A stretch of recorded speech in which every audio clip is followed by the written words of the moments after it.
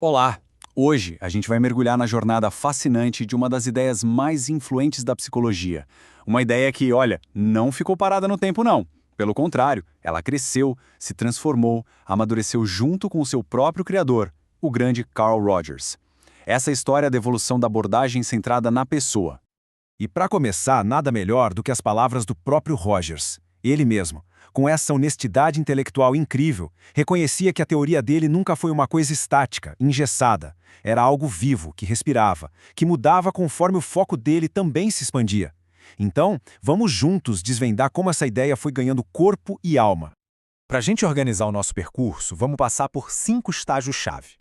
A gente começa lá na semente, na ideia central, passa pelas fases da terapia, vê como isso se expandiu para o mundo, entende o legado moderno e, por fim, a gente reflete sobre o que significa ser uma teoria viva. Tudo bem. Tudo que o Rogers construiu, todo o edifício da teoria dele, se apoia numa única e poderosa crença. Uma descoberta que ele fez lá nos anos 30, quando ele trabalhava com crianças. E a ideia é essa aqui, a tendência atualizante. Parece um nome complexo, mas a ideia é de uma simplicidade genial.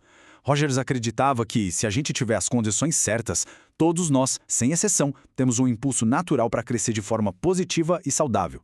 Pensa numa semente. Ninguém precisa ficar gritando com ela para ela virar uma planta, né? Ela só precisa de terra boa, água e sol.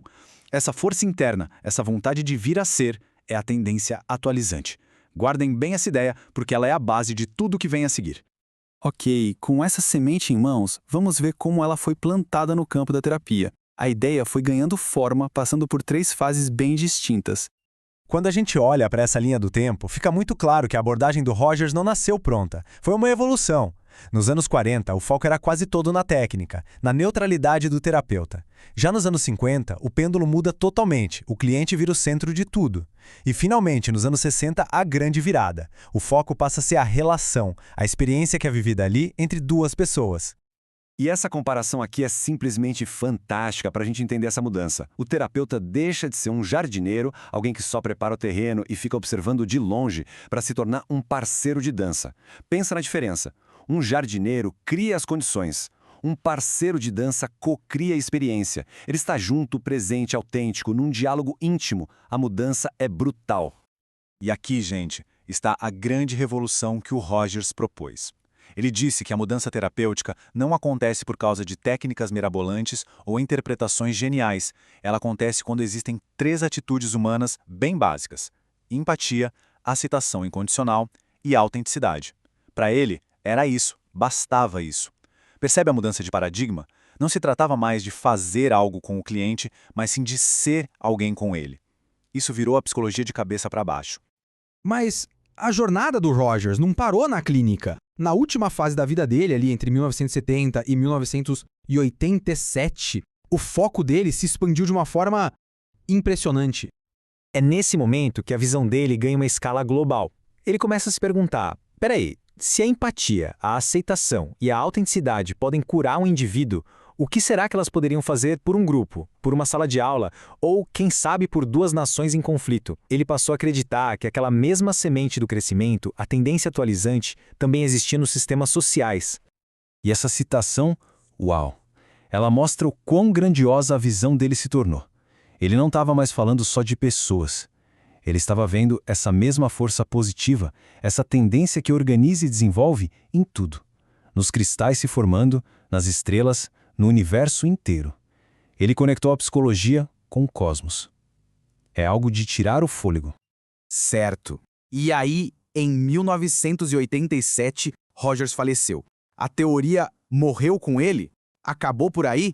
Muito, mas muito pelo contrário. Ela não morreu. Ela se multiplicou. Hoje, se a gente for contar, existem pelo menos 9 grandes escolas de pensamento, distintas entre si, mas que bebem diretamente da fonte do trabalho de Rogers. E essa multiplicação gerou essa diversidade toda que a gente vê aqui. Cada uma dessas vertentes pegou uma faceta da ideia original do Rogers e a aprofundou. É como se a árvore original que ele plantou tivesse dado origem a uma floresta inteira. E isso, gente, não é só uma curiosidade acadêmica. É a maior prova de que a ideia central era poderosa o suficiente para se adaptar e evoluir. Uma coisa raríssima para teorias tão ligadas a uma única pessoa.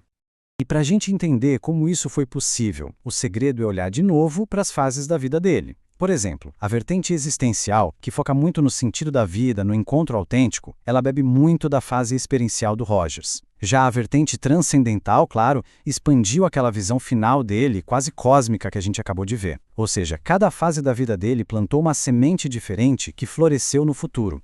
E isso tudo nos traz a conclusão mais importante, talvez o grande arremate de toda essa história sobre a abordagem centrada na pessoa. Essa citação, dita pelo próprio Rogers perto do fim da vida, é o fecho perfeito. Ao dizer, eu não sou rogeriano, ele estava nos dando a sua maior e última lição. A teoria dele não era para ser um dogma, um conjunto de regras para ser seguido cegamente. Era um convite à evolução contínua. E é justamente essa abertura, essa recusa em se tornar uma estátua, que mantém o trabalho dele tão absurdamente vivo e relevante até hoje. Então fica essa reflexão no ar, não é? O legado de Rogers nos mostra que uma ideia verdadeiramente poderosa não é aquela que fica presa ao passado, ao seu criador. É aquela que se torna uma plataforma viva, um solo fértil para que as próximas gerações possam construir em cima, possam questionar e principalmente possam expandir.